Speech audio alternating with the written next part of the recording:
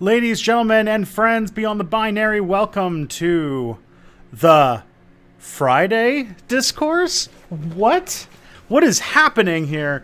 For today, January 15th, 2021, I'm your host, Tristan Johnson, and I'm just going to go over a quick streaming schedule. This week, we swapped a couple things just because of, the availability of the star of the show today. So Mondays, I typically do a show called the Monday Discourse with our guest, Mia Mulder, who will be here shortly. It goes from 12 till 2 on Mondays. And, we talk about stuff going on the internet. Tuesday nights, I do Step Back Tonight, 7 to 9, chill, hangout stream, answer some questions, good stuff. And then Fridays, I typically, at this time, am doing the Reactor, which goes from 12 to 2, where I react to stuff submitted by Discord server. Go by he, him pronouns if you want to see my YouTube videos. I don't know. It really depends. I don't know. You can go to stepbackhistory.com or tristanwon'tshutup.com. If you are on Twitch right now and you have Amazon Prime, keep in mind that your free delivery also gives you one free Twitch Prime subscription every month. And if you use it, first of all, it costs you no extra money. Basically, you are leaving money on the table every time you don't use it. And you should use it to support an independent Twitch creator because, we are trying to pay our bills doing this business somehow. And every subscription really helps. If you choose Step Back, I'll be very grateful. But I want you to just help out someone who's trying to, make it by. As you can see, I apologize for the set because, you see, these are boxes because Tristan's moving in, 27 days? Yay! Oh, no. Yeah, so that's why that is. God, that's so soon. Yeah.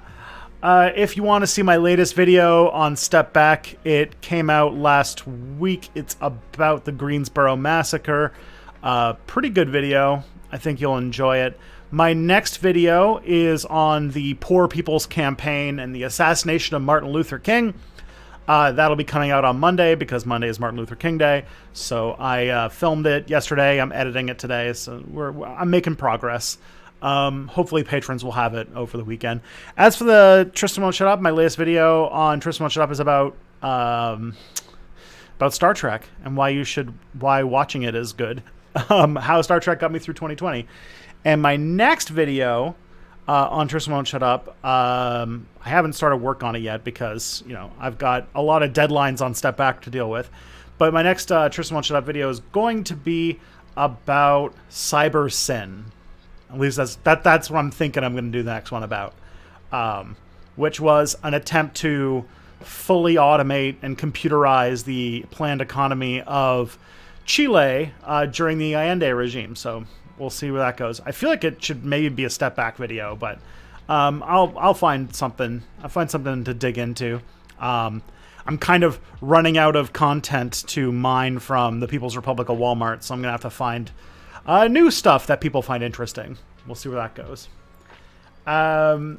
If you, probably not for this stream, but if you are interested in submitting content to the Step Back stream, I have a Google form that I fill out. Let me just get that in the chat there. And I have, and you could just put your question in there. Keep in mind, I try to space things out in a way so that it's fair for everybody. If you can't see it, go to stepbackhistory.com/stream question. And I've changed up the way that I collect and answer questions, so it'll be a little bit more fair now. And I will also expire old questions so that, things are kept fresh. And of course, Step Back has been growing. We recently passed 82,000 subscribers. 18,000 subscribers away from the big old 100K. So if this is your first time watching a Step Back stream, please make yourself known. Please say hello to everybody in the chat and everything. So cheers. We have a great stream community. And so please join in. Okay. With all that being said, let's get Mia in here. Let's get the. Okay. Hello. Hello. Hello. Can you hear me all right? On this Friday. Yes, I can hear you. Can you hear me? Yes. Welcome to Friday. Welcome to Friday. The Monday Discourse a week later because I'm bad with scheduling. You have important business. You're doing business. You're on a cell phone saying, I need those units by Thursday. I want pictures of Spider-Man. Yeah, exactly. Yeah, so that's been happening. Almost had a schedule conflict for this stream as well. So I can only conclude that I work too hard and I am far too busy. You're an important business lady. I do important business. I buy stonks, I sell stonks. I don't buy and sell stonks. The market is a wreck right now. Yeah, this is a market for buying things, not selling things. Yes. Tell everybody where to find Mia content to start. You can start finding Mia content on miamulder.com, where it will take you to my YouTube channel. I feel like that's an easier way to say than my entire YouTube URL, even though I do have a custom URL. Or you can find my Twitter ramblings on twitter.com/potatopolitics. miacontent.se. You can also find... No, that's not a thing. I don't know what that is, and I'm not held liable. And you can also find me on Nebula, if you have Nebula, on watchnebula.com for the 2 people who have Nebula here. Probably more people who have Nebula. Nebula is somehow getting popular. I don't know how. Sweet. I shouldn't trash talk my own. You're like, this platform I put stuff on, it's trash, but you know. This platform that I'm on and that gives me sponsorships and that like constitutes a significant amount of my income is trash. No, it's not. It's great. Oh boy, is there a Wikipedia? How have you been? I've been last time we talked. There's been a failed revolution in the States, so that's happened. Oh yeah. There was an attempted coup. That was fun. Mm-hmm. Very interesting to see live on Twitter as it was happening. Yeah, I was like, oh. I almost missed it because I was just about to start up Fallout 4 and play for like 16 hours straight. So oh boy. I just caught it before it all turned sideways. God, it was insane. I don't even know where we go from there. That's the thing, is like everyone's like frozen, not knowing what's the next thing that happens after this. Yeah, I have no idea. How long until Trump actually is not in office anymore? Like, how long until we are stuck with a lesser... Wednesday. With a slightly more comfortable nightmare? It's Wednesday. Inauguration's on Wednesday. Can we survive until Wednesday? Can we make it till Wednesday? We'll find out.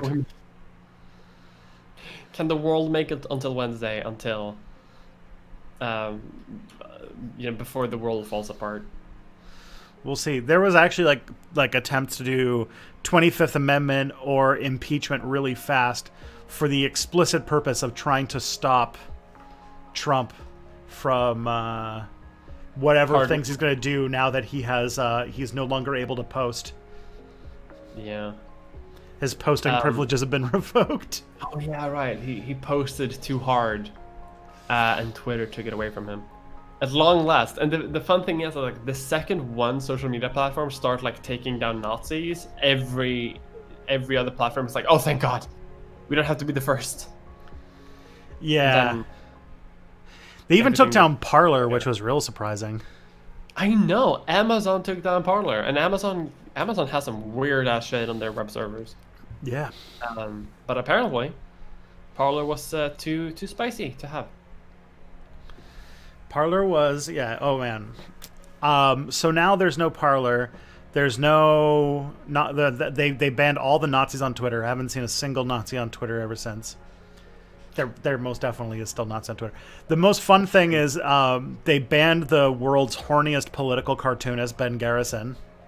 Really? Yeah. Yes. Oh my god. So we won't be exposed to his extremely weird posting and labeling of everything. Yeah, there was a really great picture someone put, and it was Ben Garrison's, like, the band Twitter page, and it was like Ben Garrison Twitter, and then banned from Twitter was like all these labels on it. It's beautiful. It is beautiful. But besides that, like, I'm getting ready to move for the second time in less than a year. Yeah. You're doing like whole ass adult stuff, like buying a house. Yeah, but also I'm having the really fun experience. By the way, highly recommend this experience to everybody, which is, in order to move, I had to break my lease, which meant that I had to find another person to move into my apartment, or else I still have to pay rent while paying mortgage, which is fun to do both at the same time. So here's where the joy never ends. Since we moved into this apartment, the rent in the city has fallen by like $200 a month. So I'm trying to sell this apartment that's like much more expensive than other apartments that they can get, being like, hey, anyone want this? Anyone want this slightly overpriced apartment? Anybody, please? So I'm trying to like do stuff like, is there any like person doing a sabbatical during COVID, or a medical student who wants an apartment for 4 months because they're doing like a semester long thing or something? It's weird to me that it's like that though, because like I've never experienced anything like that. Maybe because like Sweden has different like renting laws or something. Here's just like you give like 2 or 3 months notice and then you're out. Like, there's no lease. Yeah, we signed a 1-year lease. So That's it's been very fun. So yeah, if I don't, I'm going to have to pay over a period of time $6,000 if I don't find somebody to fill this apartment. And so yeah, that'll be fun. I don't know how that's going to turn out, but if you see me doing an emergency charity stream, you'll know why. No. I'll come on it and play history games. It's all good. It's all good. I'm not like worried. I'm not that worried. I could survive it if I needed to. It would just be tight. But you have a house. You have a house, and everything's gonna be like way more secure. That is true. Okay, so there's all sorts of fun. And there's a Phoebe here. Hell yeah. My old lady cat. There's a cat close to me, but she's sleeping, and I'm not gonna take her into the stream. Yeah. One time, I figured out how old Phoebe was in cat ears, and I showed it, and Kelly got really upset by it and told me to never mention it again. Oh no! Because Phoebe is about 68 in cat ears. She's an old lady. Almost the funny number. It's true. Okay, so I have found a way to automate, or not automate. It's the opposite of automating. But I have figured out a way to collect questions so that it's fair, so that if you submit a question, you're much more likely to, have it read. And that questions that get old and aren't applicable anymore die of old age after a month. So they're kept fresh. Okay, well that's good. But, so we don't we try to work on a backlog, but if the backlog is too big, then it's like Yeah. That's and fine. Also, if like say one person submits, say for example, 2/3 of all the questions, we're not just answering their questions forever. Yeah. Hypothetically. Okay. So the first question I've got here comes from a guy named, or a person, Dead Marine 1980. And it's funny because it's like, when you want these questions to stay fresh because you don't want things that are out of date. This question is from January 4th and says, will Trump attempt a coup? because all other options are off the table for Trump to stay in the White House. The answer is an obvious no. He'd never. Never. Well, I mean, I guess it depends on like your definition of a coup. Like, the more I hear about like the insurrection or whatever you want to call it, the storming of the Capitol, the more it seems like it is the worst planned coup in the history of coups. That's true. Because like, it seems like security was extra lax on this like fairly important vote thing that people knew was going to become a thing. Cops just let people in for some reason. Some panic buttons in some of the rooms were like mysteriously not working. Some cops gave like directions to Congresspeople's houses. So like all of the networking for a very efficient coup is there. And then all of the people who went there just fucked it up. Yeah. By not actually doing anything, by just going there and taking selfies with everything and being shitty. Yeah, and everyone was asking, like, where's the police? And it turns out that a whole lot of police were in the riots. Yes. That's where the cops were. Yeah, so, like, it's very poorly executed. Could have been far more disastrous and violent. Although 5 people did die, which is, like, significant even for such a bumbling mess. Yeah, but like the thing is, like, this is the thing that we don't, because like, and I have this feeling like emotionally we don't do this, and media narrative wise we don't do this, but like when something could have been very bad but we got really lucky and it didn't, we then think of it as way less serious than it was. Yeah. And when you had people going in with assault weapons and zip ties, perfectly like 100% ready to take hostages and probably kill people, like, it was only like dumb luck that resulted in like situations like or that stopped situations like the Speaker of the House being murdered, or like the killing of a whole bunch of Democratic politicians and stuff.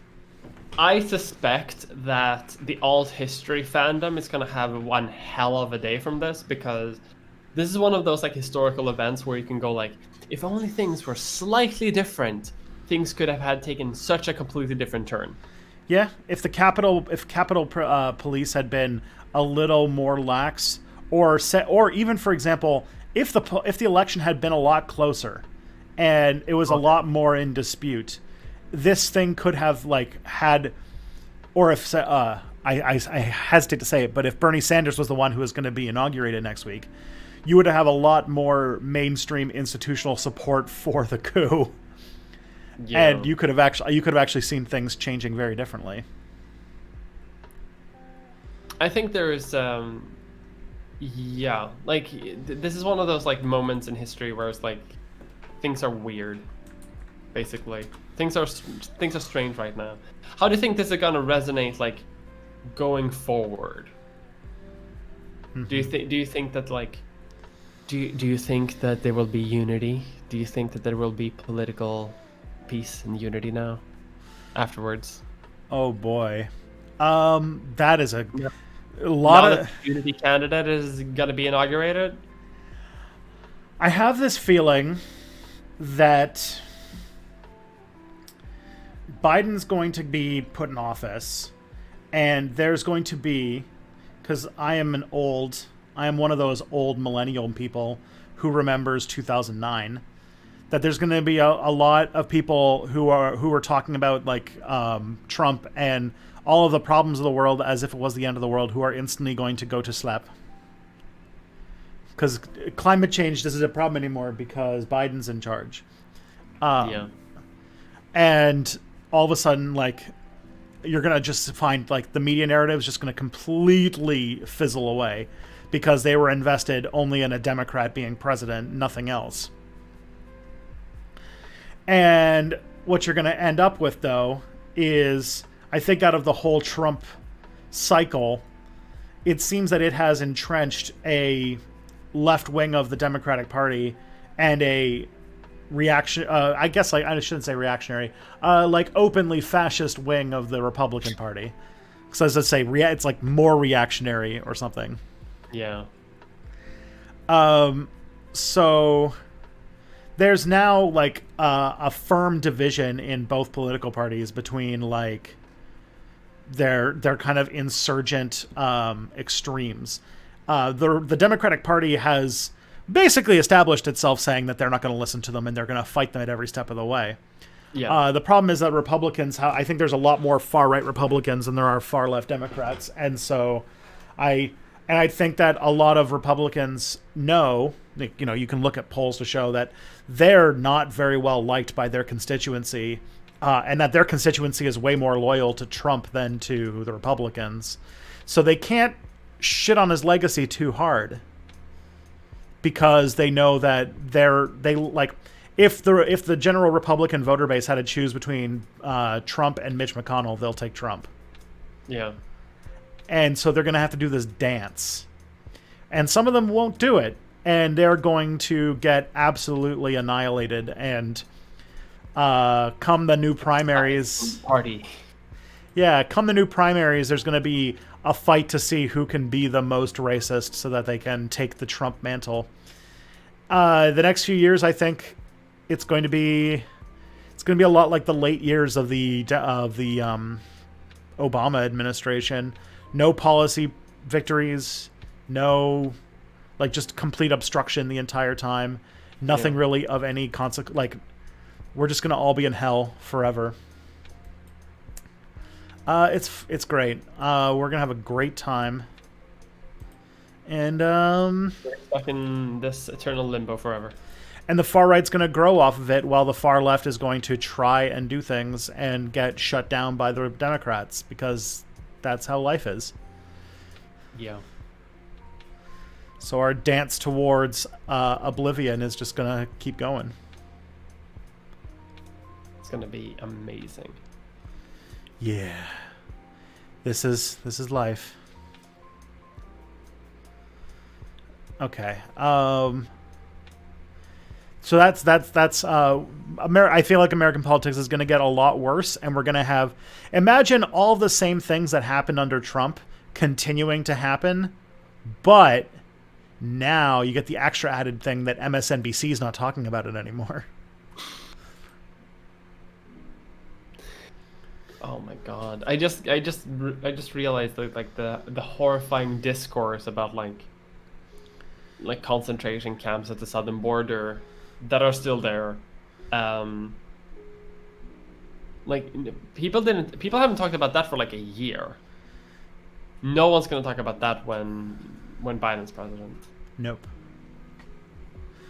Oh. So you were baby when Obama first came into office. It was 2008. I wasn't that baby. You were like a teenager, right? Yeah, 15 years old. So I was a little baby. It is the first presidential inauguration where I was like aware enough of international geopolitics where I actually know what the fuck is happening. Okay. So do you remember everyone going to sleep? Oh yeah.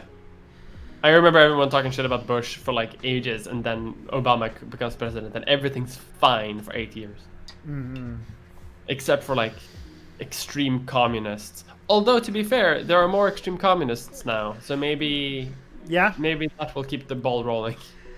But like, we went through almost a week where people didn't hate the Democrats because of the attempted coup, and then yesterday they were like, when we said $2,000 check, we meant a total of $2,000 checks. So your $1,400 check. I'm like, and everyone is just like, this is the worst thing ever. So when did they get their six?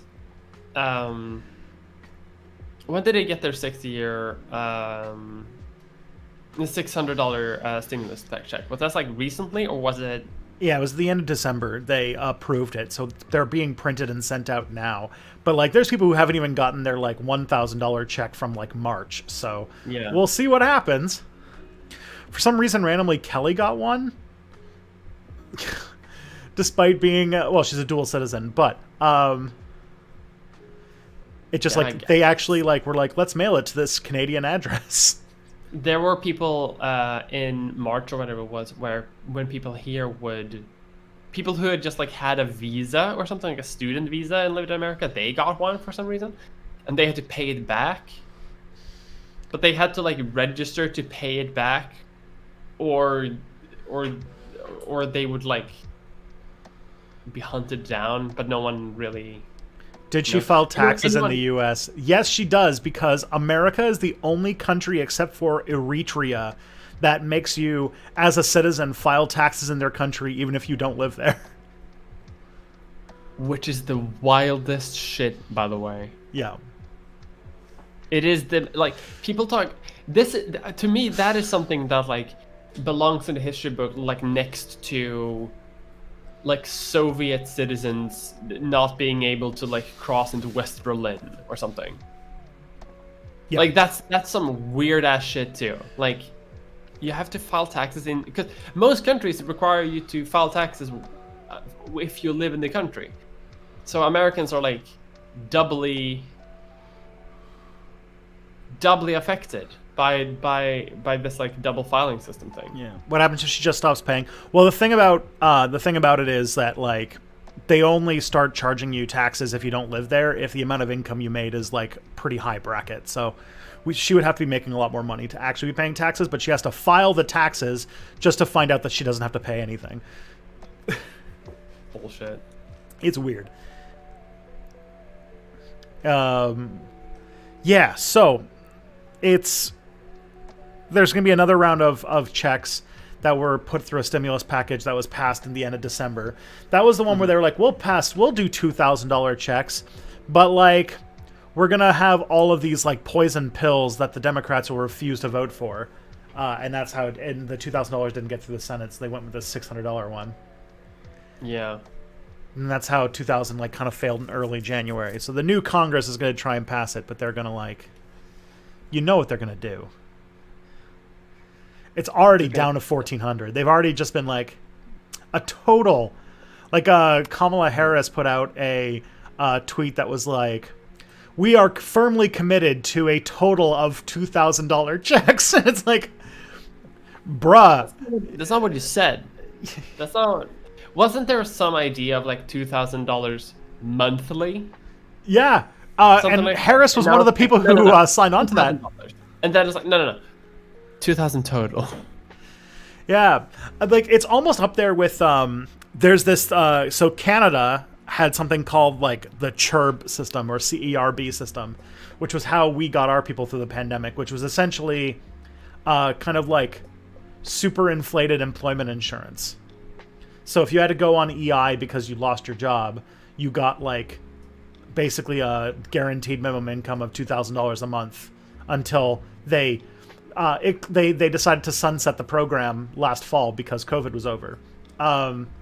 So yeah, of course. You beat COVID. Yeah. There's not 3,500 cases today in Ontario alone. So that happened, and now the Liberals, because our country's run by Liberals, they're now floating the idea that we're gonna have to pay it all back later in increased taxes and stuff like that. What? Yeah, they'd be like, "Oh yeah, we gave it. So now to balance the budget, we're gonna have to increase taxes on everybody later, so that you have to pay back all the money that you took from the government." And then you ask well, where did the government get its money from? And they'll be like, "Don't worry about it. Don't think about it. Don't worry about that." Christ on a bike. Justin Trudeau, remember how he's every liberal's doughy-eyed dream boy? I can see why. Luckily, he's having a really easy time of it because he does that, and then every conservative premier is getting in shit because they're completely fucking up their province's responses, and they keep ending up with situations their finance minister being caught on St. Bartholomew's Island over Christmas tweeting about how we all have to do collective sacrifice. Isn't that the person who sat in front of a fireplace in a sweater to pretend that he was actually like in Canada. Yeah, that's my finance minister. Hell yeah. And then they try to be like, look, it's both sides, because there was one MP who's kind of like, she's kind of trying to sell herself as like the Jeremy Corbyn of Canada. Mm-hmm. But she went to go visit her dying grandmother in Greece during all of this. Mm-hmm. And they removed her from Shadow Cabinet and like all that kind of stuff. Like, I get it. Like, I don't think that she should have done that, but like they're trying to be like both sides about it. Yeah, it's not really the same. Similar things have happened in Sweden. Like, I remember before Christmas, the Prime Minister talked about that don't do any Christmas shopping because of COVID. Yep. And then like the day later, he went out Christmas shopping. And like the Minister for Emergency Readiness, I think, is the post. Like he apparently took like tons of vacations to the tropics during COVID, but didn't take vacation time off. So he just like worked during that time, of which he obviously didn't. And now he's gonna get like 300,000 like crowns as compensation for the vacation days that he hasn't taken out. This is during COVID, when he went to the tropics to relax with his family like 4 times. Tristan, her grandmother is dying. I think it's kind of okay to visit a dying loved one. I mean, theoretically, yes, but this is fucking COVID times, yo. Like, my wife couldn't go to her fucking grandma's funeral last year because of this whole thing. Like, it's not a normal time. But yeah. It's not a normal time. Things are fucked up, yo. Yeah, like, and like Gavin Newsom being caught at like a fancy dinner at a restaurant that was supposed to be closed with a bunch of donors who are all not wearing masks and very close together. Like, if you're rich and you're powerful, you can just ignore shit all the time. Oh yeah. Like, it's so interesting though that like this crisis has really shown just how exploitative rich people are because they keep making money from this, and also how the political class just doesn't give any fucking shit about you at all. By the way, Arana Mathai, thank you for subscribing. Much appreciated. Keeping the cat fed. You just bought a can of cat food. Yeah, and I don't even know where I don't even know where they go from here. Like, the thing is that the political class has been exposed as such massive hypocrites that, like, it's, like, I don't know. It's just like, where do you, like, they can't tell us to do anything that anyone's going to listen to because they're going to say, stay at home. It's imperative. There's a fucking lethal disease going around. Don't even visit your ailing grandmother in Greece because there's a fucking virus that's killing people going around everywhere, and all you're going to do is spread it. And like, yeah, this fucking sucks. Do you know how many people right now are saying their last goodbyes to their family via FaceTime? It's not good. It's terrible. But this is what this year is going to have to call upon us. But then they're like, don't do that. And then they're like in fucking Aruba having Mai Tais on the beach.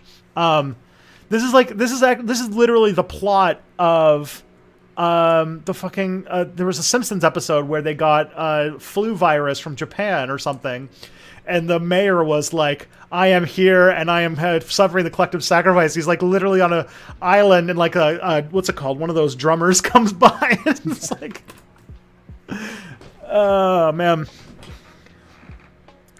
the Simpsons is way too good at this shit. They're way too good at predicting stuff. They have an oracle in the writing staff for sure. It's like, I'm gonna be a soothsayer or like a prophet, and all I'm going to do is I'm gonna do divination via Simpsons episodes.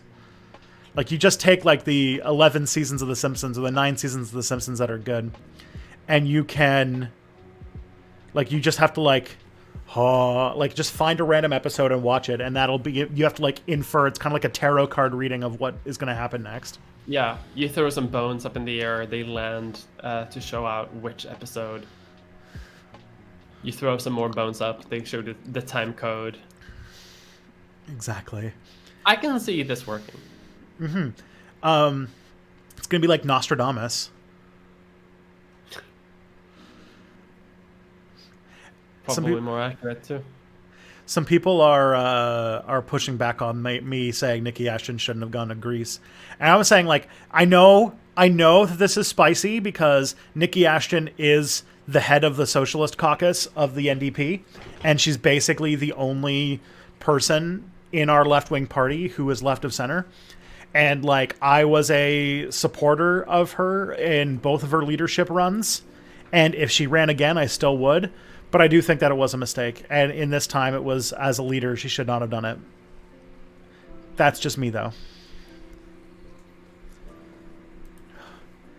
COVID is going to have us all psychologically scarred from one thing or another. Oh, for sure. Remember how, like, in the early lockdown, people were talking about like how everyone got like weird dreams? Yeah. Like it like first of all, social isolation does that, and also like it fucks up the brain a little bit, and also like COVID probably fucks up the brain a little bit too, and like a lot of people have it and don't even know that they have it. So I mean, I'm just viewing this as sort of the Spanish flu a little bit. Like we're all this year and probably this last year and this year probably it's going to just be a wash, right? Yeah, like I do think that because of the lack of a cinematic nature to it, it's not like 9/11 where we have images of the news and stuff like that. Yeah. That like 10 years from now, we're going to forget a lot of what happened. For sure. People forgot the Spanish flu in like a decade. Mm-hmm. And that was way more lethal than this is. Yeah. The fact that like we didn't remember this. Like the Spanish flu we forgot about until like 2009 when we had another flu pandemic that sort of opened things up again. Yeah, the swine flu. Same virus type, by the way. If you don't know, I have a medical history podcast where we talk about the Spanish flu in our upcoming episode. That's why probably it's in my mind. Yeah, and what always makes me confused about that is that, like, I was talking about this. I wanted to bring it up with Dan of Three Arrows fame because, like, he's doing a podcast right now about the end of World War I in Germany, and like we always talk about the end of World War I in Germany as like, oh, it was about there was like a socialist coup and like, or not a coup, but there was like a socialist revolution and like. There was like all this like internal division and like all this stuff, and then it's like, yo, how come no one talked about like there was also a virus that was killing more people than the war? Like I feel like that had a part of like what caused the war to end. But like half of the German soldiers were sick. Yeah, and it's just like it's so strange that doesn't come up as like one of the reasons why the war ended. It's and if it is, it's like an afterthought. When I'm like. I would have thought that something like that would be one of the primary causes for the end of the war. Yeah. Because if the war would have ended the way that they said, it would have ended after that they did some offensive in early 1918 that they were like, all right, guys, we do this or we lose. And then they lost and they're like, okay, let's just keep going though. Whatever, it's fine.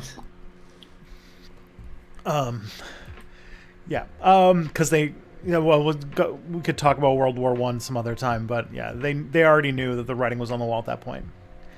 Okay, we got a question here, and this is an interesting one, especially because of what my day is going to be like after this. Mm-hmm. How have you both been able to keep up the motivation to work and make videos, besides consuming copious amounts of caffeine? I have tried to keep up work, but the seasonal depression and social isolation from the lockdowns has been kicking my ass. I also feel guilty in my progress being grinded to a halt.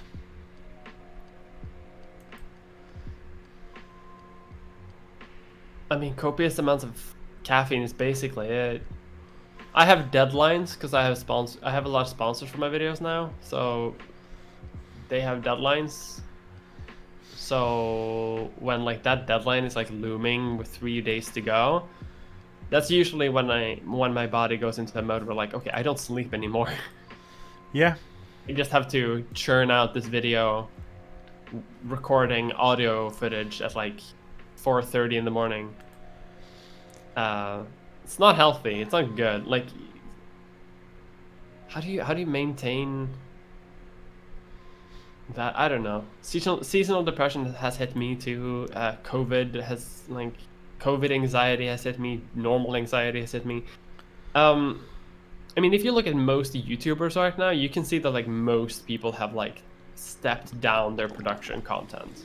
Not in terms of quality, but like in terms of just quantity. Most people are taking it a bit. They're taking it a bit slow. Yeah. You know? Yeah, I had a harder time transitioning to this when it first started. I've kind of adapted a little bit, and moving out of the city helped quite a bit. I also am very lucky that somehow I used to be really bad at this, but somehow over the last few years I've been able to actually be able to produce anxiety by self-imposed deadlines, which like never happened before. Yeah. But for the most part, I always see a lot of my projects don't have deadlines, so I always try to think of things like momentum, and I think that honestly, it's in these times it's a victory if you've made any progress that day, even if it was a little bit, even if it was a tiny little bit of work. The fact that you moved the needle forward a little bit, because some days it's just like you just need to like it's all of your effort to just do something. But then some days, once you just get started, you might do better. That's how I find it. And I have a very, very sophisticated way of how I deal with all of my tasks and stuff like that. Like I always try to have, on a work day, I try to have just like 2 things I want to get done today. Like today, for me today, it's this stream, and I'm going to try and do the cut of my Martin Luther King video. Those are my 2 things. Yeah, I also have the 2-thing system if I can. Unfortunately, the bar has fallen quite low for me because of like lack of motivation. So it's like grocery shopping. That's one thing. Yep. Cooked dinner. That's the other thing, and then I'm done. Well, like the thing is, this is actually how a lot of therapists try to talk through people who have depression, and especially if your depression manifests in a way where you have a severe destruction of your motivation, is trying to just do one thing, and it'll you build from there. Yeah, that's true, I guess. Any progress is victory, as Pim Corman says. Yeah. Yeah. And that was actually Pim's question. Oh, cool. So we did it. Yeah. I guess that's true. That's a good point. We solved motivation. We solved motivation and executive dysfunction. Yeah. We're gonna get a Nobel Prize for this one. COVID has been weird for me because as someone with ADHD, my issue was always is the same issue. Like I don't have depression. I don't have. I mean, I do have some forms of anxiety, but mostly related to social stuff. So it's actually been a lot easier on that. But when it comes to ADHD, like it's what's called executive decision making or executive, I don't know, something executive anyway. And so for me, I'll have 2 things to do that'll take me a total of 2 hours, the whole thing. But it'll take me like the entire day to work myself up to doing those 2 things.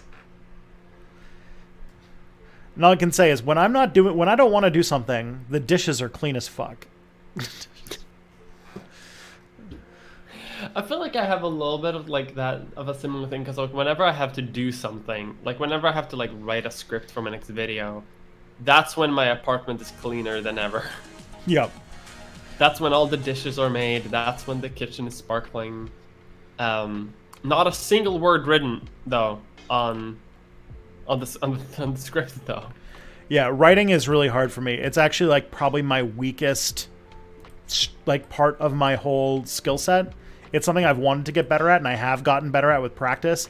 But like, if I were to take all of the different skills that like an academic or YouTuber wants, writing is my weakest, and that's why I've moved to making outlines and sort of just hashing it out, like working off the outline instead of working off of like a word by word script, and that has helped me so much. Yeah.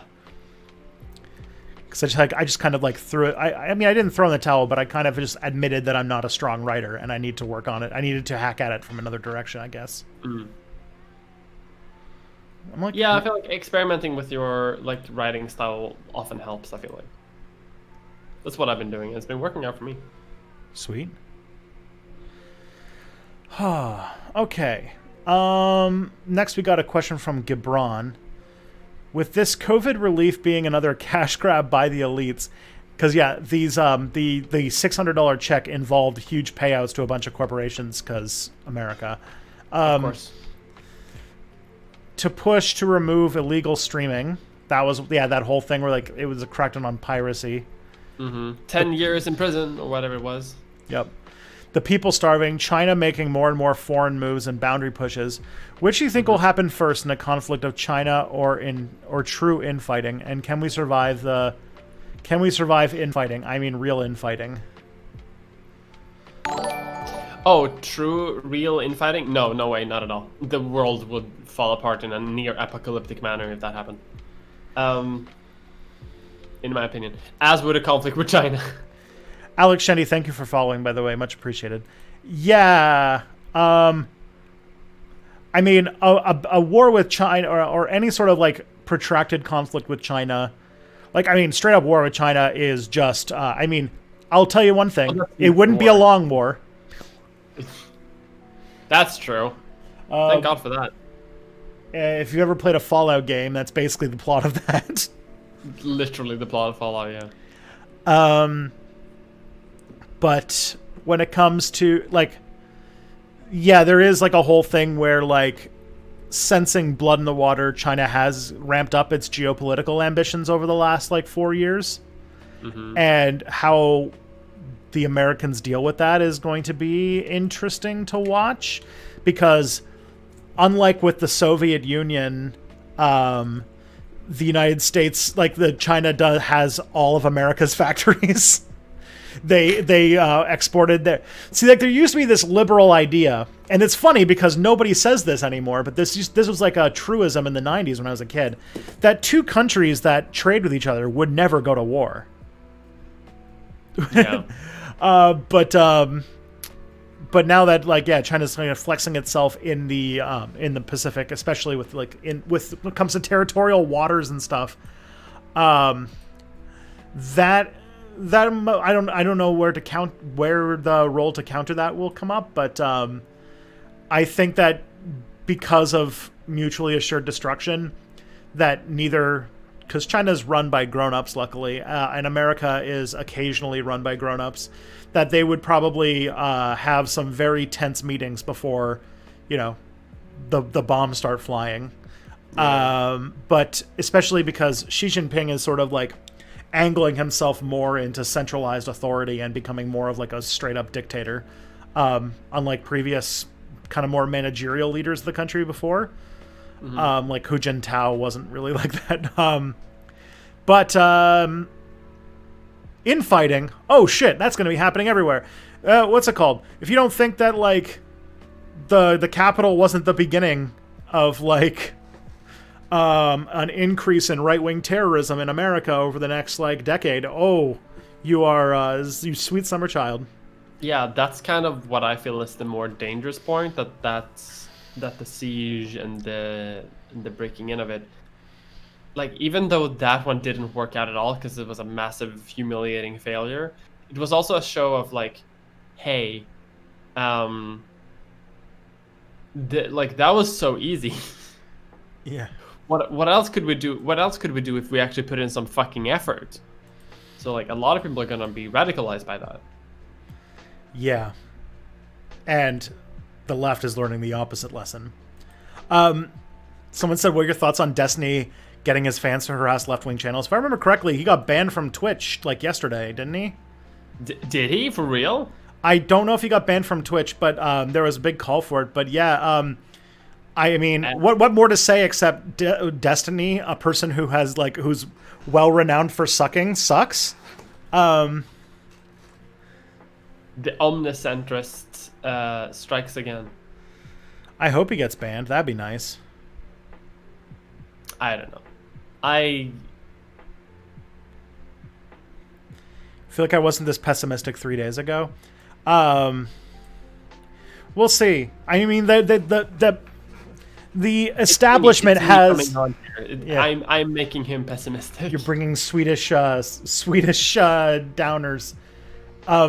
No, I do think that it's comedy mood of horrifying pessimistic. There is optimism in saying that that the establishment did come down hard on this, and that a massive deplatforming of far-right voices has happened. But I do wonder that once they find a way to regroup on another platform, now like the mainstreaming of the far-right might start going away, because this is probably like way worse than Charlottesville for their PR perspective. Yeah. But I still think that we're going to head into a situation where they're a larger group of people than they used to be. And they are going to have way more of a presence than they did, 2014 and earlier. They can't just go back to becoming anti-SJW YouTubers. That day is over. Yeah. Well, I mean, you squash one hole and they'll just come right back out, unfortunately. Mm-hmm. They're down, but I don't think they're out. And I think that they're going to be a stronger force than they were in the past. But luckily, yeah, momentum is on the side of they have to figure out what they're going to do next. Yeah. Okay. Someone say, oh, there was something with Chud logic. Yeah, I don't like. I don't know. It's all controversy. Not what we talk about here. Secondhand stuff. Yeah. Okay. Here's the next question we got: is how come you don't have YouTube monikers? Is it smart to use your real name as a YouTube creator? You think Mia Mulder's my real name? You sweet summer child. You do not know. No, I'm kidding. I think it varies. Like some people use YouTube monikers. Some people don't. I don't think there is much of a results based. There's not enough data to say which one is better or not. Because even if you do use an alias, people can usually find out your real name anyway.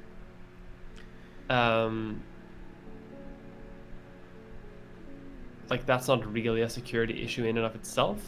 Mm-hmm. This isn't like if this was 20 years ago, the internet was a different place. But it's kind of impossible to be fully anonymous these days, unless you put in a lot of effort into your infosec. Yeah, I feel like I was doomed by the time I realized that that's something that I could do. By that time, I already had a Facebook account and everything. And you're already a public figure in Swedish activist circles, so. Yeah. So. It's kind of hard to ignore a little bit like that. Well, but I feel like it's yeah, I don't know. It's a bit complicated, I think. It varies over time, but with more security online being a thing, because people are building up security walls more and more and more, because people realize that oh shit, maybe it's bad that people can figure out too much about me just from looking me up on the internet. So I think things will get better, and I think it's easier, and it will become less problematic to use your real name. But as you say, it's almost impossible for anyone, any creator, to hide their name from the internet for any significant amount of time. Now, I'm lucky in a couple ways because, one, there's actually an MMA fighter who has my exact name, so he kind of owns the Google search terms. But the other thing is just, to me, the reason I made an intentional decision to do it. I used to not say my full name in my YouTube videos until about 2017, and it was, and I know this is gonna make me sound terrible. It was a business decision, and it was me wanting to, Step Back was a channel that I wanted to help grow a career that would let me be able to bring things that don't normally get discussed in circle, like if I were to completely blue skies have dreams about what I could do with my career and my life, things like things like writing books and doing media calls and stuff like that are not outside of what I want to do. And it's very rare that they're gonna call up a person who names themselves after a Babylonian king or something like that to do those kinds of things. And so I wanted to be out there. I wanted to be public because I think these ideas are important enough. And if they can dismiss you as just a person hiding behind the internet moniker, then the ideas are not going to go forward. And I know that puts me under some degree of more threat, but I don't think it's that much more. And it gets me a lot more legitimacy to push forward, making the world a better place, hopefully. Yeah, that's sort of a similar vibe that I got a little bit. It does give you some legitimacy a little bit. Also, I wasn't creative enough to come up with a name. Can you imagine a world where you went with potato politics, and then your channel, you use a cartoon potato as your avatar? And do you realize how close we were to a world like that? How horrifyingly close we were to a world like that. Oh my! What an awful world! In my potato-themed political blog, that almost became a thing before I came to my fucking senses and decided to actually just call myself by my name. We came so close to potato avatar smugly looking like this. Because I started YouTube as in the days where people were doing cartoon avatars. I started Step Back in 2015 when cartoon avatar anti-SJW YouTube was king. Yeah, that was the name of the game. But as we moved away from that, I moved away from that. That's about it. Yeah. Okay. The next thing I got here. We're probably gonna slide back and forth on that scale eventually. Yeah, eventually people are gonna get tired of real people and just want avatars again. At which point, things will change, I guess. That's when the potato will come out. That's when the potato will come out. Oh God. It reminds me of a really amazing comment I got. It went a little viral on Twitter when I posted a little while back, so I'm going to search for it. But it was one of my favorite comments I ever received. All right, I'm going to keep scrolling because man, I'm looking at my Twitter. I'm I post way too much. Yeah, so do I. I need to delete Twitter off my phone. I get mad on the internet a lot. There are some YouTubers, some of whom I know, who literally look at Twitter once a week. What a life. They must be so happy. It's true. But sometimes Twitter is good in the fact that I'll just get yesterday I was just mad at Joe Biden, so I just tweeted 1,000 times about how bad Joe Biden is, and it didn't accomplish anything, but it made me feel better. I was about to say oh wait, I saved it it was a picture at one point. I don't know. Anyways, it was It was it might have been a joke, but it was a comment about like fat people should use cartoon avatars because fat people are for ridicule, while smart people are ripped. And then it was like, look at Joe Rogan. He has such a big audience because people think he's smart because he's swole, and that you should use a cartoon avatar. But the funniest thing about that comment was that it was by somebody who just happened to be named Daniel Olson. And so like my mind... I love that. I remember you saying that. Damn, Daniel Olson. And so like everybody was like calling for like a dramatic reading by him. Oh, I'd love that. Jesus Christ. Dan Olson, rudest shit in the comments, apparently. But talking about how smart Joe Rogan is. Don't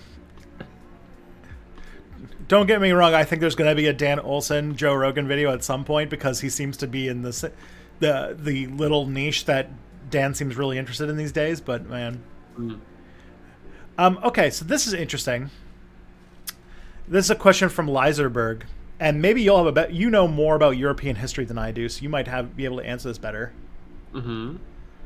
So this is why does the French Revolution occupy so little of the socialist canon, often overshadowed by Marx and contemporaries, even though the writings of people like Fourier were completely influential in our modern understanding of socialist theory? I think it's because like the ideas of the French Revolution were very revolutionary, and they were very foundational to like a new age of liberal thinking. But they are foundational, and I don't think anyone in a sort of leftist space would see the results of the French Revolution and think, yes, that please. I don't think that there is, but there are things there to be learned, and that's sort of what led to more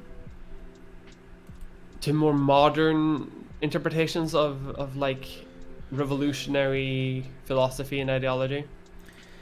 Yeah, But at the same time, like there are aspects of the French Revolution or things connected to the French Revolution that are featured more in like traditionally leftist writing as well. Mm-hmm.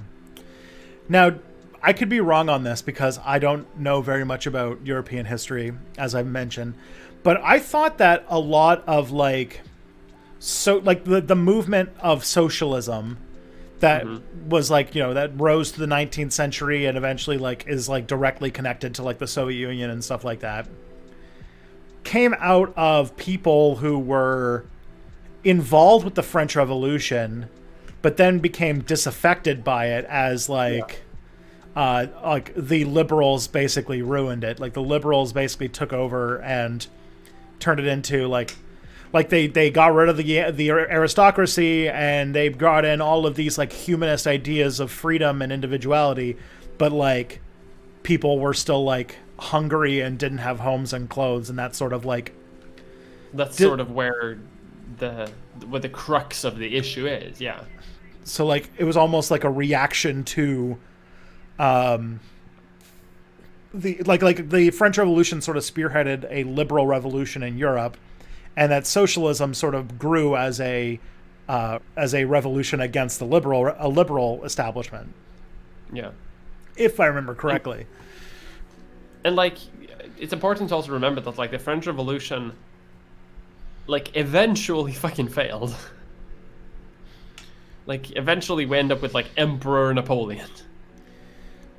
And then followed closely by King Louis XVIII or whatever. I have no idea. Oh god, French order. I have no idea the French order. Like they get rid of the king, and then they get a new king, then they become a republic again, and then then Napoleon comes, I think. Another Napoleon. Then another Napoleon, and I think another Napoleon, and then they become a republic again. And then I don't remember France had anymore. a hard France- time in the 19th century. The 19th century wasn't good for France. They had some internal issues, so to say. I mean, it's But I very think that's also French. one of That the sounds reasons why. But I think also that's one of the reasons why people are a bit hesitant to draw lessons from it, because the only real lesson you could draw from the French Revolution was monarchy bad. yeah. And that's it. Like, absolutist rule bad. And we know how you feel about monarchies. Yes, only I should be one. Okay, I found the comment, so I can read it word for word. Couldn't get past your shitty skit. Also, nobody wants to listen to fat people either lift or use a cartoon avatar. That's not my opinion. That's the world we live in. Fat people are for jokes. Fit people are very smart. Just look at Joe Rogan. Only reason he's so huge is because he lifts. Quote from Daniel Olson. The only reason he's so huge is because he lifts. And like, as we all know, the more you lift on the internet, the more fans you get. the comment was kind of like meh, like I get like 1,000 comments like that a day, but well, I mean, it was particularly unique in how it was stupid, but also the fact that it was by Daniel Olson just made it so funny. That was it. That was I know that but yeah, French Revolution. Yeah, because like the French Revolution, just because of the way that we historicize it, especially in the English-speaking world, is that it was an example. If anything, it's used as it's propped up as a historical example of why democracy is bad. Like, oh yeah, for sure. People for sure use it like take the wrong lesson from it, like a sort of almost a reactionary stance against it. or just like they take like I noticed that at least this is probably different for you because of Sweden, but like the way that we're taught about the French Revolution is very much like a, you know, Waterloo British like a British post-war interpretation of the French Revolution, where like the British idea of the French Revolution is that like, oh, like this is why like you shouldn't do revolutions, you should just have like calm, clear, collected like centrism. Like we got all the things that the French got, and we didn't get rid of the monarchy because we did it slow and good and nothing bad happened. That was it. Yeah. It's a very like anti-revolutionary stance. Yeah. That people do. Yeah. Someone in the comments also says that like that it is a revolution, but it is a revolution. Like, and then something that you mentioned also, that like it is a revolution that like established the bourgeois as like the ruling power rather than the people. But for like that's something that's kind of easy to see also when you like study the French Revolution, because everyone who's talking about freedom for the people in this context just means like rich people who just aren't the royal family. Yeah. They are people. They're not noble. Yeah, the way that it's categorized typically is that the French Revolution and American Revolution are called the bourgeois revolutions, which overthrew the aristocracy and put sort of a more merchant, wealthy elite in charge. And then it was the bourgeoisie against the proletariat, who are the wage workers. Yeah. That's so like, if you want to go really strict Marx about it, he writes about the French Revolution as being the last revolution where the previous ruling class was overthrown by the subaltern class, and then that was sort of the beginning of the capitalist world order. And that's why that period is kind of known as the beginning of like capitalism for real, though. Actual capitalism, yeah. Yeah. The next question we got here is from Matt Lipton, and it's, what are your thoughts on Penn Jillette? Do you know Penn Jillette? The magician. He's the magician of Penn and Teller, yes. Seems fun, I guess. I remember seeing Bullshit when I was an edgy atheist. Yeah. And thinking that was a hilarious show. And still funny in some respects. Penn and Teller's bullshit was the thing that I think might have killed Bundled. the edgy atheist in me, because I remember the episode where he was like, you know what's really bullshit? Environmental protections. And I was like, wait, what? Yeah. Yeah, it's a bit swing and a miss.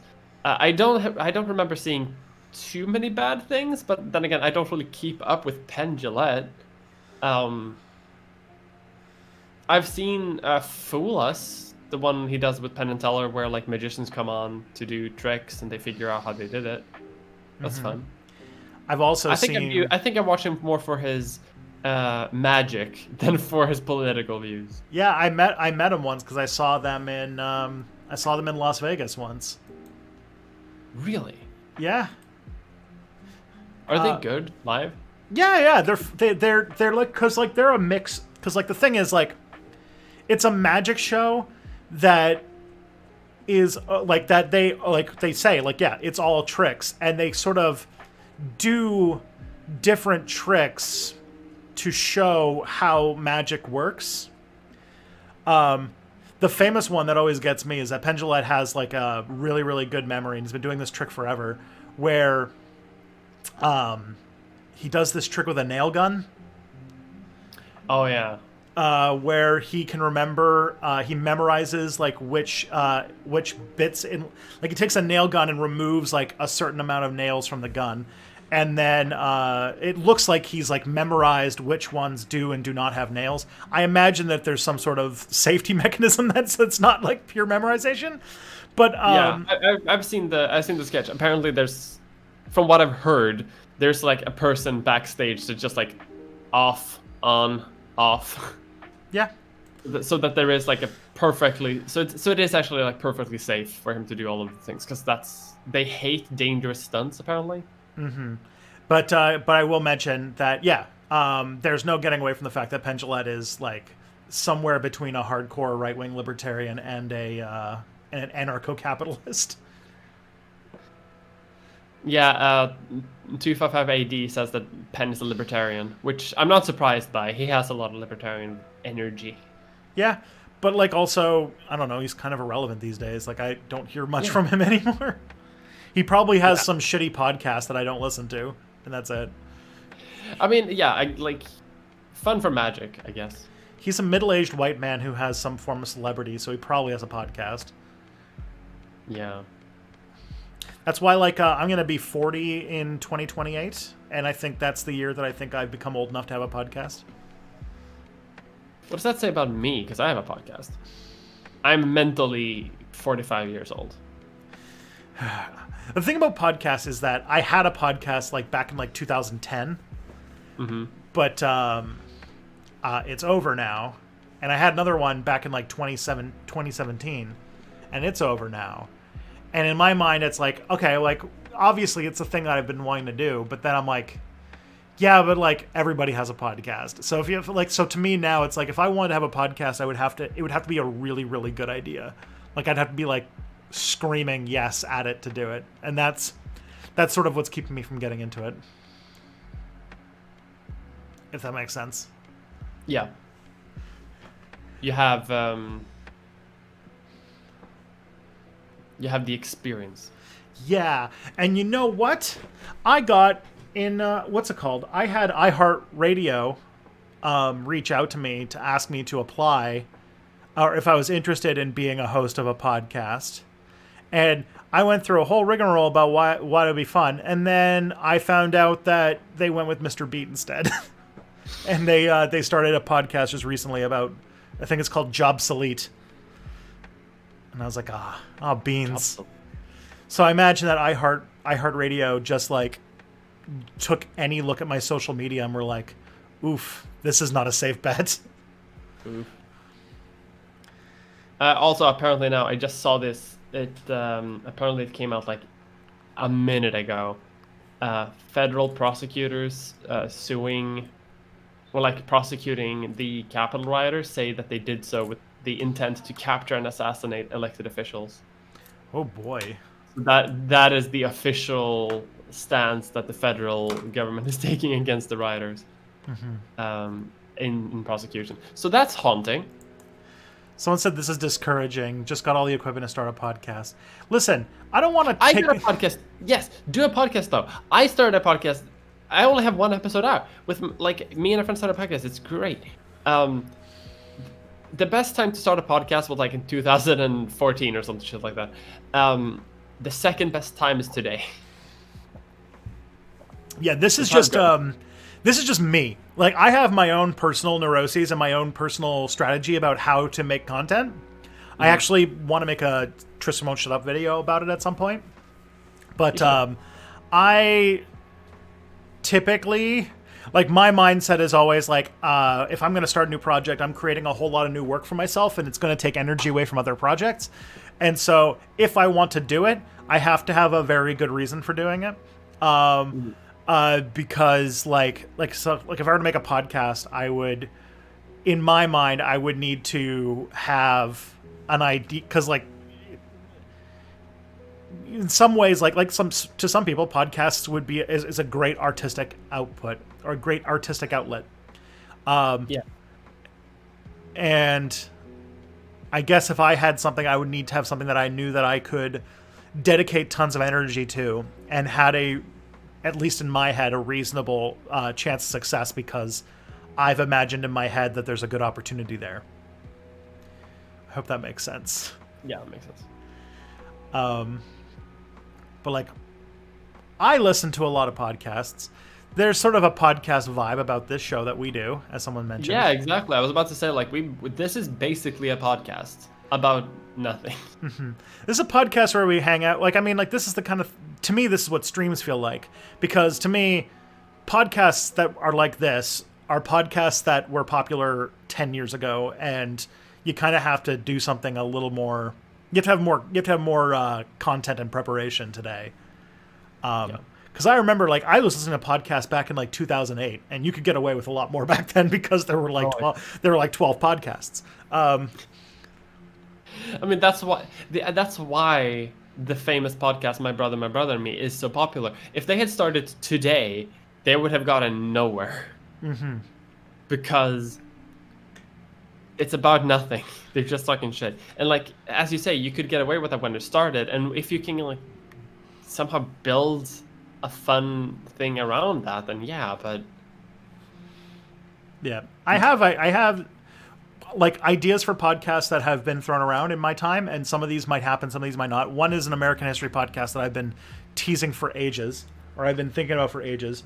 The other one, for a little bit, I was considering doing a podcast with Matt of Thoughtslime fame about it was going to be about pseudoscience, or specifically it was going to be about pseudo history and like ancient aliens and stuff like that.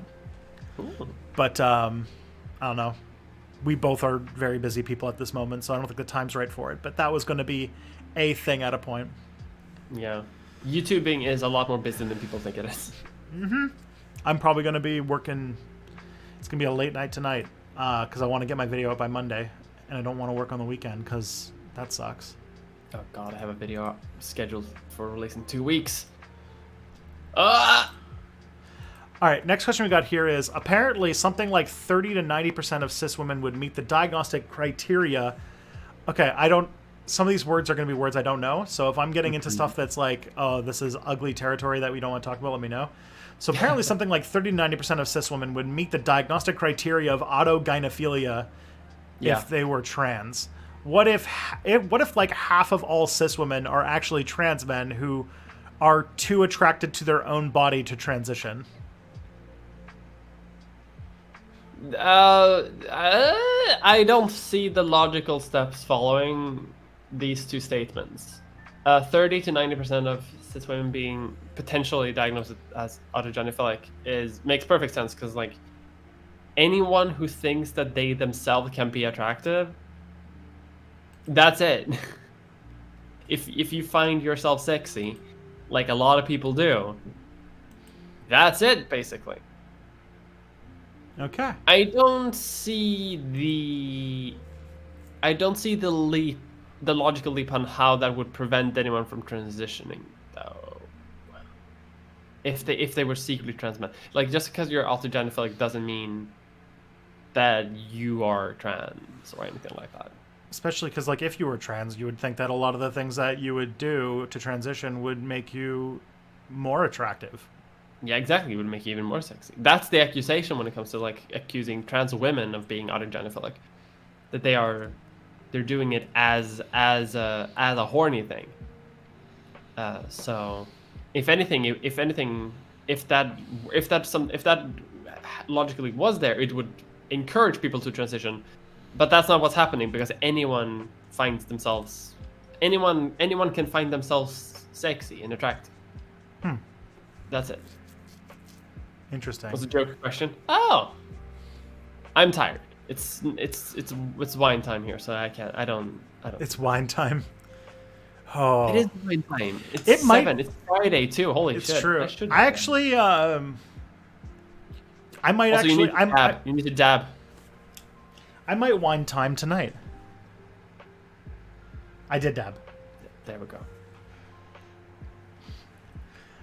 Okay, next one we got here. Hey there. Recently graduated with a BA in American Studies. High five. I got my master's in American Studies. Why does it seem like the general population fails to consult history resources when something like the pandemic happens? I'm still telling people about the 1918 flu and getting blank stares. Because they are fools.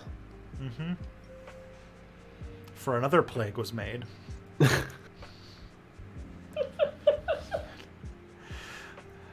And Mia's dead. I know the shortcut to the funny part of your brain, which is just to make a Lord of the Rings joke.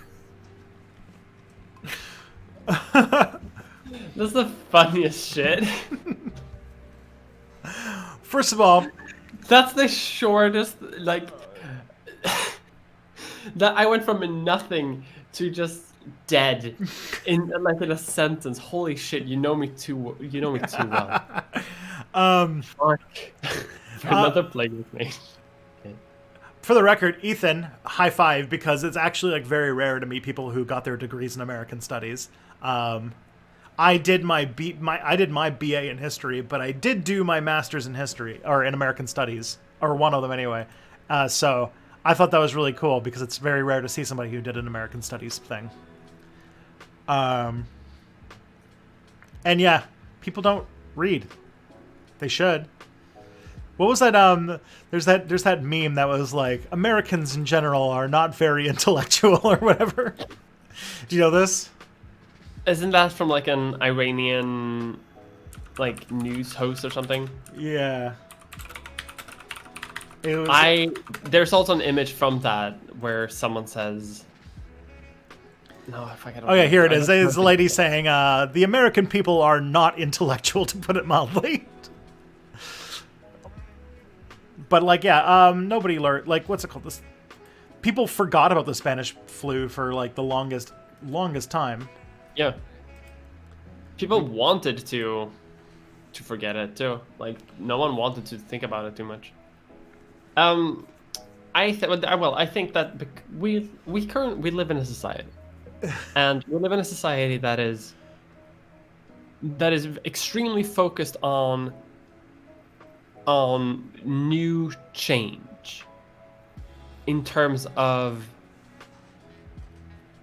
like oh no, there's been a technology, clip. Ideology, profit, whatever. Like change is by far the most thing that is important to a lot of people right now, no matter what kind of change it is. And this has not been the case for many. This hasn't been the case for like most of human history, where like the world is changing way faster today than it ever has before. And I think this leads people to always focus their sort of like mental resources about time, about trying to predict the future or trying to see what the future holds rather than looking back. Because I think, gut feeling, I base this on nothing. I think people in the discourse used to consult history a bit more, and that has slowly been like shifted away because they don't like the stories that history tells them. In the sense of like, we want this rapid change, we want infinite growth, but history tells us that when this happens, the world falls apart. The Roman Empire crumbles, etc., etc. So there has been a sort of like active choice to sort of like not think about it, because it makes people uncomfortable, because the lessons of history stand in conflict with the realities of today. Does that make sense? Yeah. And in the specific American context, there is always, and I think that after I finish this series on the white power movement, this is going to be my next like big series that I do. There's this tension between two major intellectual trends in American history, which is that American history has been dominated by elitism.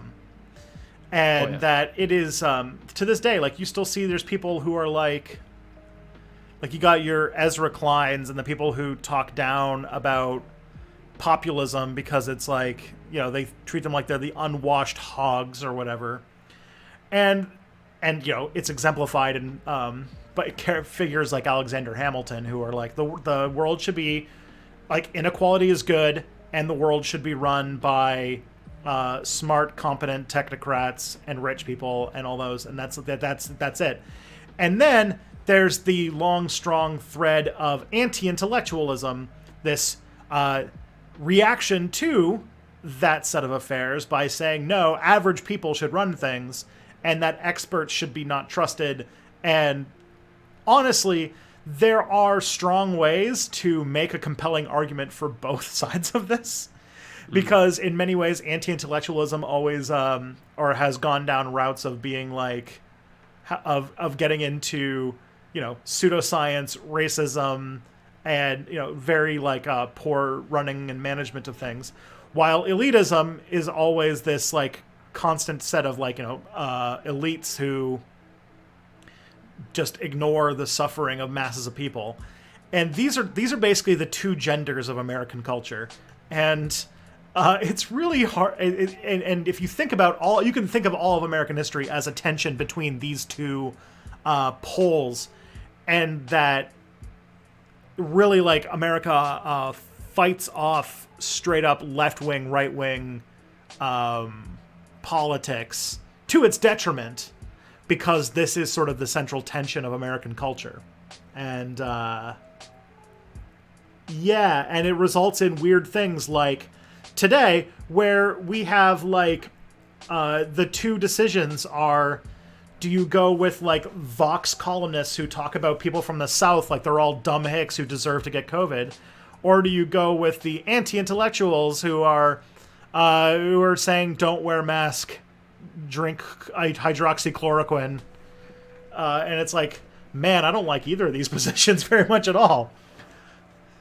Like there was a because like there was like a tweet yesterday by someone who was like, you should, in order to deserve to get the vaccine, post on your Facebook that you believe in science. And I'm like, oh my god, I hate this so much. Why can't we just fucking be? Why is the world like that? Mm-hmm. God, I hate. Italy. Oh god. And you could think about American history at various points in history, basically taking this central tension and going through. Like, it was the issue between the Federalists and the Anti-Federalists. It was the issue between Republicans and Democrats in the Civil War, in a way. And you can even say, like, the Populists, where then it became a left-wing movement, and then the Democrats used to be the party of the people, and the Republicans were the party of the elites. And then right now you're in this weird situation where now both parties are parties of the elites. And there's now no party of the people. And that's sort of like what, in my opinion, Trump and Bernie Sanders both represent, is two different flavors of anti-elitism. But two very different flavors of anti-elitism. Yes. That's genius, by the way. That's a genius way to put it. Thank I'm you. gonna quote you on that. I'm gonna put that in a video someday. Holy shit. Yeah, and there's a historian by the name of Frank Thomas, I want to say, who's written a ton about this, and I think like one of the biggest one is like What's the Matter with Kansas, which is like sort of like how the right took over the anti-elitist movement, and because it used to be very left-wing in like the late 19th century. So I'm going to probably make my next big Step Back series about this, because I think it's a super important part of understanding America. So yeah. Okay, what do you think about the fact that Whole Foods is owned by Amazon and they have a pretty hands-off policy for shoplifting? You can just walk right out with a $300 roast and eat for a week. I mean, that's information you can use. Do they really have that? I don't like. I imagine that they don't have. They might just not invest in like kind of like how Walmart hires like specific people who go around to look for shoplifters and chase them down. And maybe Whole Foods doesn't do that. I mean, that's just useful information. Thank you, citizen of the Jamestown Column tribe. But also, I don't know, because there is like 3 Whole Foods in the entirety of Canada, and like 2 of them are in Toronto. I've walked by a Whole Foods. I know it is expensive. That's all I know. Thomas Frank, not Frank Thomas, sorry. I have no idea though. Okay. But yeah, I did get once. I was doing this like quiz that was sort of like for some personal stuff. But like one of the questions I had was like, how would you react if you saw somebody at a grocery store take an item and put it in their pocket and walk out without paying it? And I was like, there's the answer I want to give, and then there's the answer I know I'm supposed to give. It's like, I would think that person is cool and good.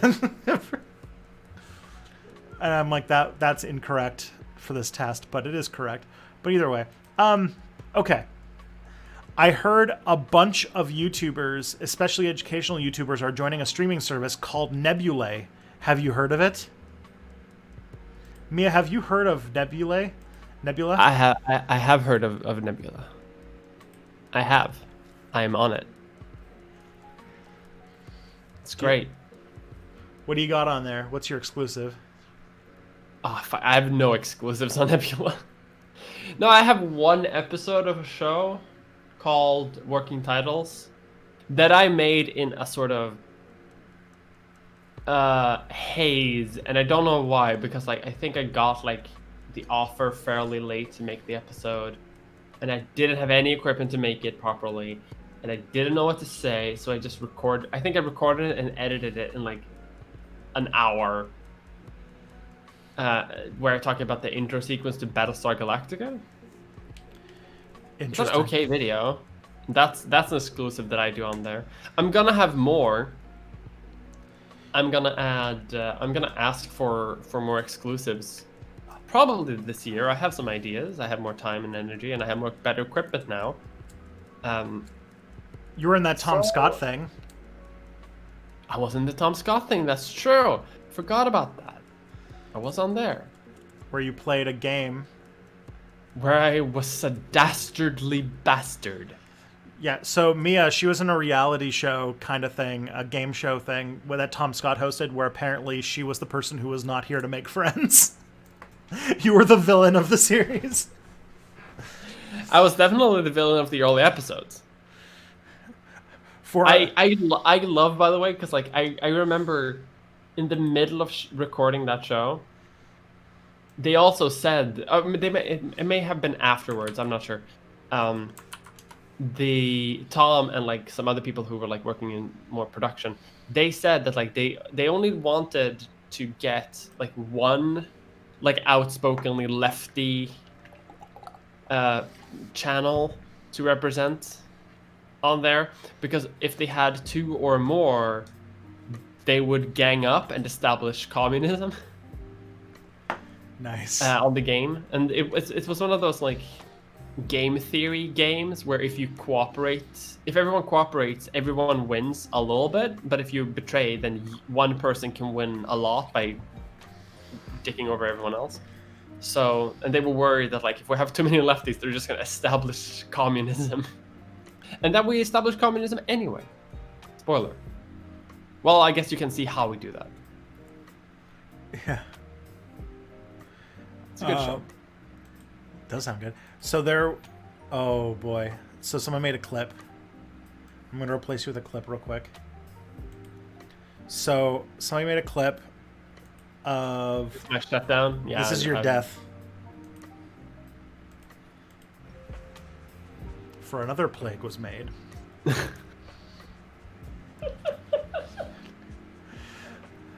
And Mia's dead.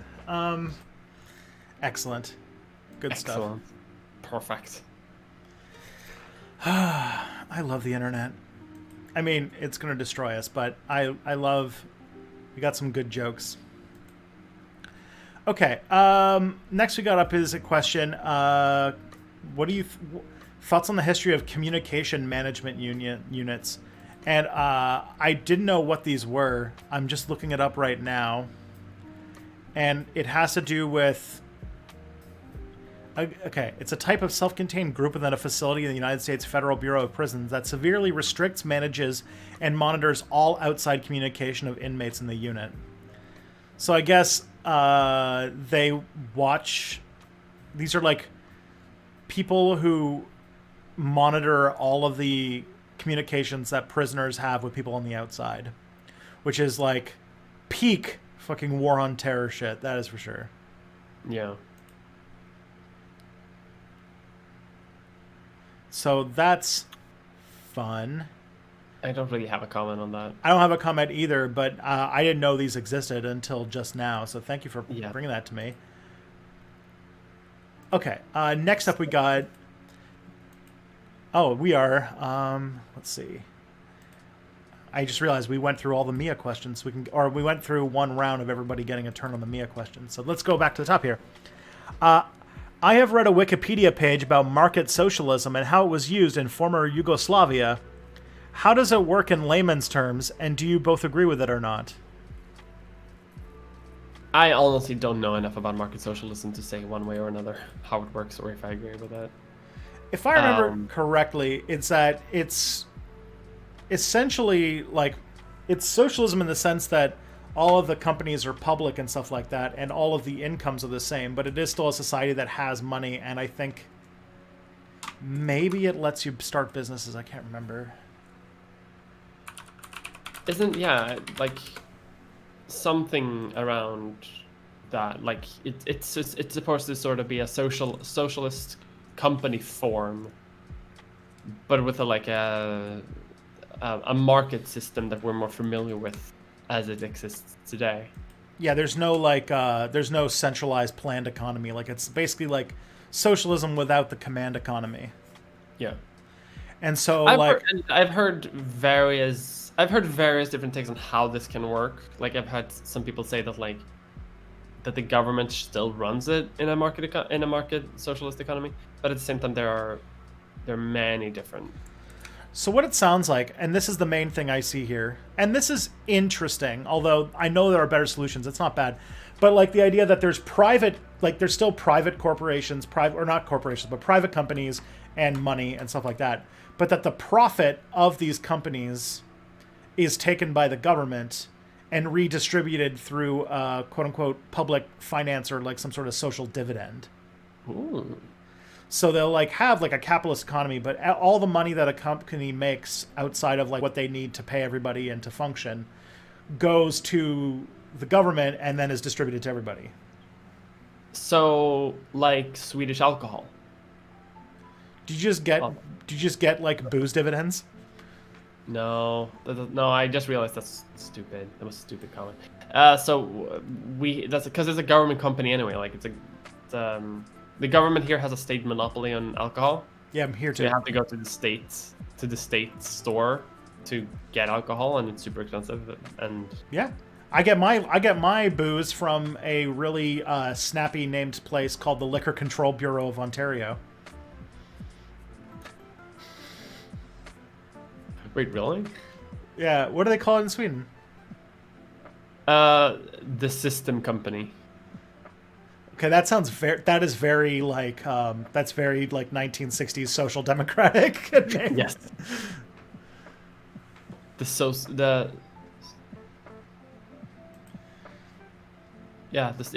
company. Yeah. Oh, sorry.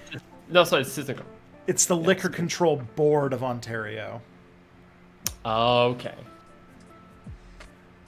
But they also have the beer store, which is the store that sells the beer.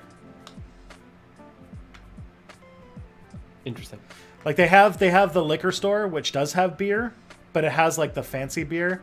But if you want to go and buy, like they have two different types. They have the LCBO, which is where you go to get liquor and wine, and they do have some beer.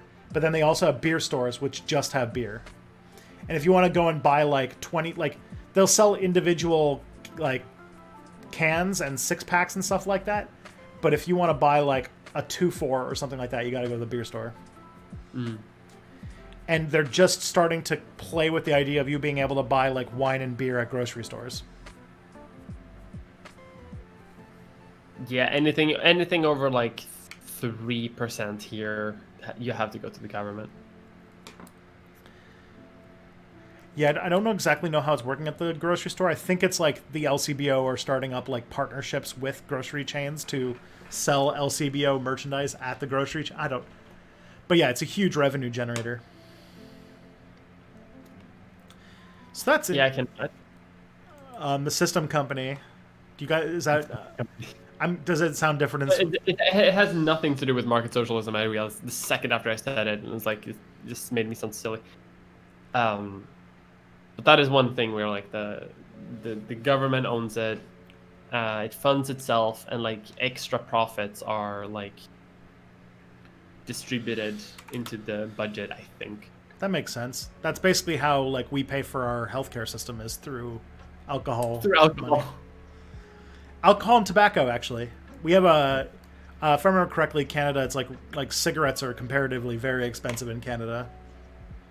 It's very hard to be a smoker in Canada. We're very hard on smokers. How easy are you on vapors, though? Vaping's not hard. It's not that hard. I think that we've got bans on like we do like weird Canada things. Like we decided that vapes that are designed to market to children, which means that they taste like candy, those are illegal. But you can still buy Juul pods. And then we also had a freak out when that what's it called, that vape lung syndrome that turned out to kind of be full of shit happened. Yeah. And I don't know where we went since then because did it turn out to be full of shit? Yeah, it turned out that the people who were getting sick from like the vape lung syndrome were buying non-standard like cartridges from like places like China that had like they weren't regulated very well and like all that kind of stuff. And yeah, they don't exactly know. Like I mean, like still vaping's not the healthiest thing in the world, but this vape lung thing turned out to be it was like a small thing that was done through poorly regulated vape fluid that then turned into a moral panic. So that makes sense. So market socialism sounds interesting. I think that it sounds useful, but I've said before that I don't think markets are the most efficient way to distribute resources, and that a centralized economy would do it better. But maybe that would have been different like 50, 60 years ago, because we could do it today because we have very powerful computers. But yeah, we can. The computers can do most of the work. We don't have to have like a room full of secretaries typing out everything anymore. I'm kind of curious about how like the Soviet command economies worked on the inside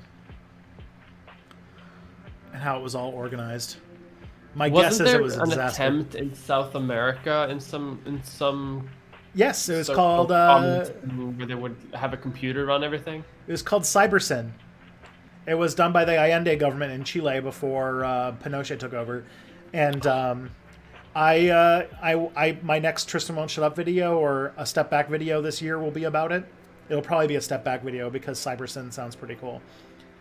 But yeah, it's like it's a thing. It didn't really get like it got shut down before it really got off the ground, but there was a lot of promise in it. Where basically, why can't we just do that again?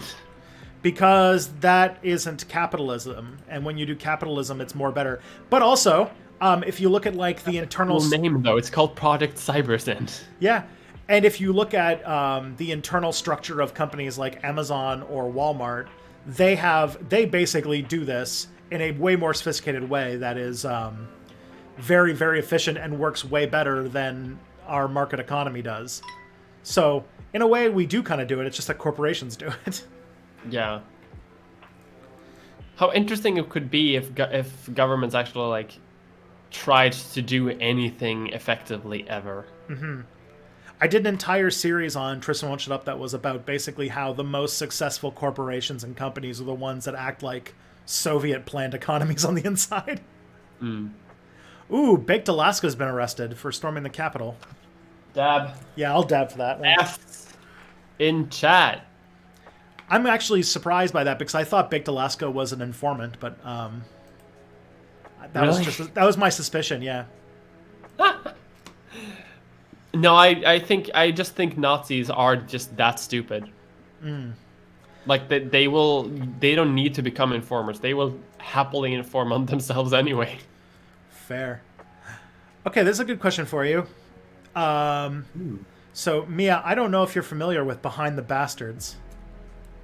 Not really. Not a lot. I hear a lot about the podcast. I know the person who makes it is a good egg. He's a good boy. He's a good boy. But I have not listened to anything. I haven't got into it. I tried to, but I couldn't. You would. It's odd because you would really like it, or I think you'd really like it. I think I just need to get into it. I have a hard time getting into podcasts, but once I'm hooked, I'm hooked for life. Mm-hmm.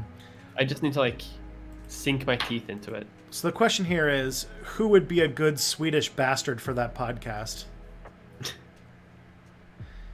Oh. Swedish bastard.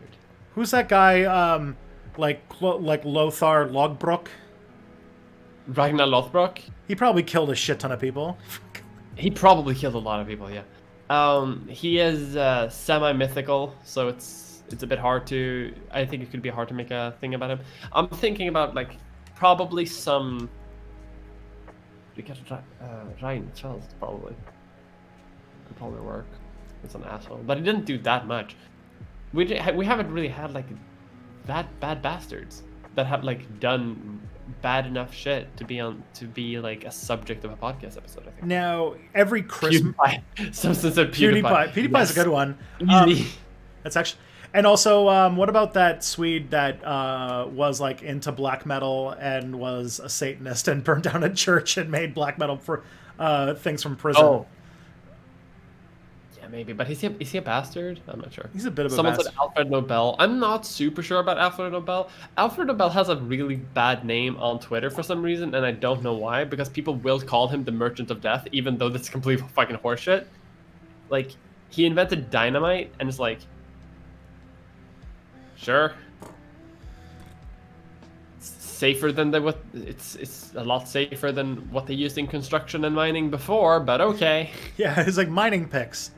All they were just sending people in there with helmets and diamond picks, and now they like nitroglycerin fillings that didn't work that well.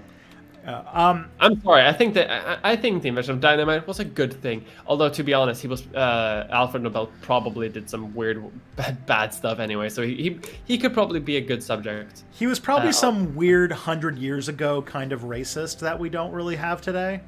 Like he was like racist against people from like southern Pomerania, or something.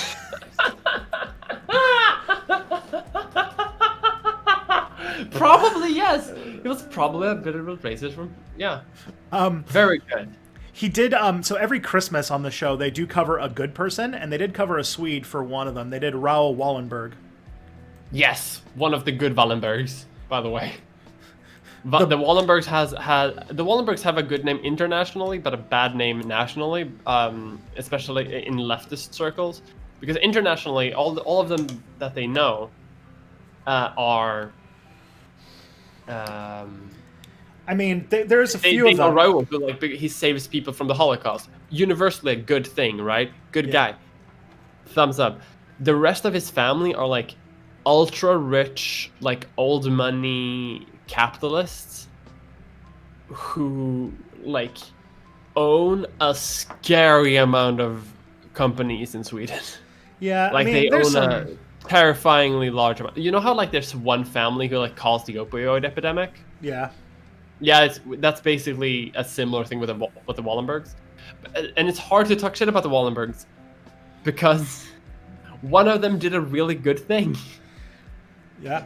And that guy, good guy. The rest of his family, assholes. And then there's of course Mark Wallenberg, who was in the Transformers movies. Don't know who that is. I was trying to make a Mark Wahlberg joke. Oh yes. So yeah, he was covered in that episode of Behind the Bastards, but it's a fun show. And also the latest Christmas episode, he did a 2-parter on Nestor Makhno that fucking ruled. What? He did a 2-parter last Christmas on Nestor Makhno, who I don't know. he was this anarchist leader in Ukraine during the Russian Revolution who, like, not only like made a bunch of the Soviets that are probably responsible for the Soviet Union, but like is probably one of the key figures for like putting the final punch in the face of the royalist forces in the Russian Empire to like push the Soviets towards victory, and then was rewarded for it by the Red Army turning on the black Ukrainians and basically attacking them, and he had to run and lived in France in obscurity for the rest of his life. Ugh. Because everybody knows Marxist-Leninists want a transitionary state from a society that has anarchists to one that doesn't. Oof. Spicy, I know. I see. Okay. Let's see if we got... This is a long question.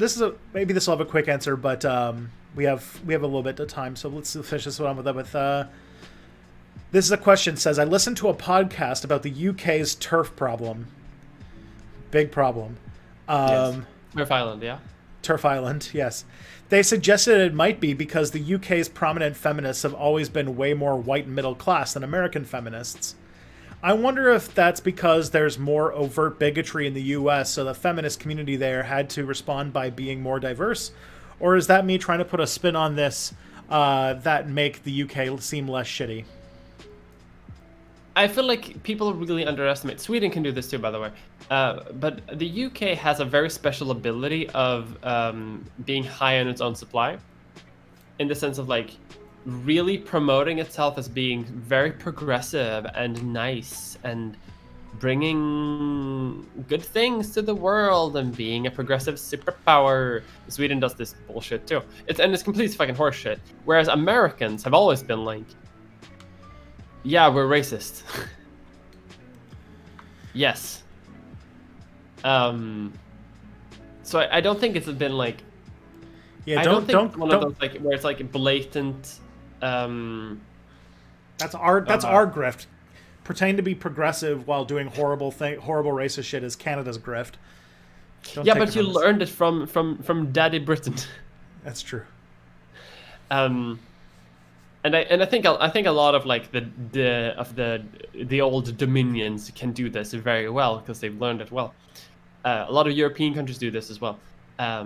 Whereas as America, I feel like it's more explicit in the sense that like the authorities don't do shit to hide it. Like when we're talking about the daily experiences of marginalized people, both in the UK and America, it's probably not that much of a difference. But I think in the UK, at least, they will make a report saying, "Hey, we're anti-racist, we're pro-LGBT." Whereas in America, they'll shit on you with a Bible and be like, "Fuck you."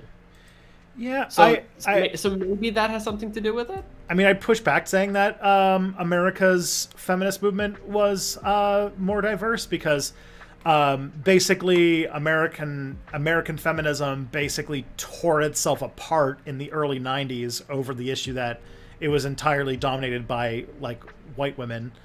And they had the sex wars, which was like the fight over what whether or not sex is good or not, and it's got into sex work and all sorts of stuff. But then it escalated into a whole fight about like, hey, why is this movement like entirely run by white women? And like even like the first wave feminists were like overtly like they were using white supremacy, like let white women vote so that they can outvote the black men and like stuff like that. So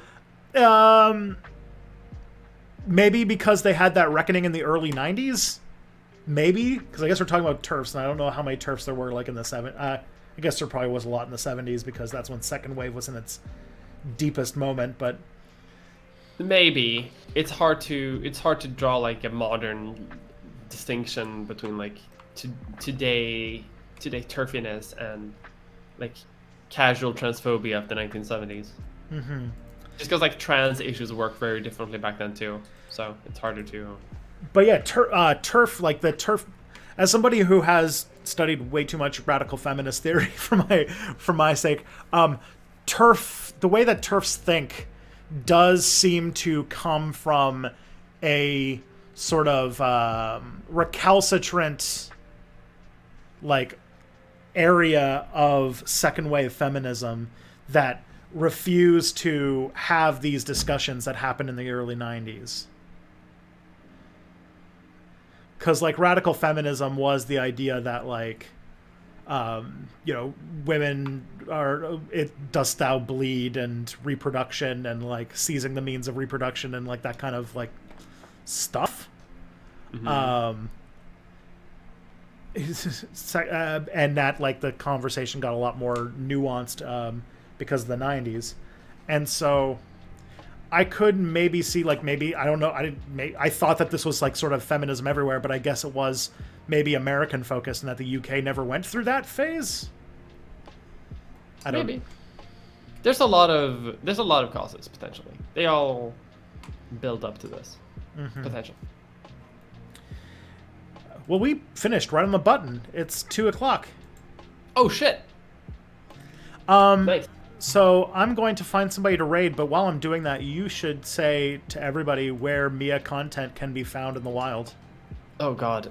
You can find Mia content on youtube.com/c/miamulder, on watchnebula.com/miamulder, on twitter.com/potatopolitics, on twitch.tv/miamulder, where I stream occasionally. I stream map game because apparently that's all I do. Mm-hmm. And yeah, that's. We're going to raid Emily, the Possum Queen. Hell yeah. Formerly known as Rakatansky.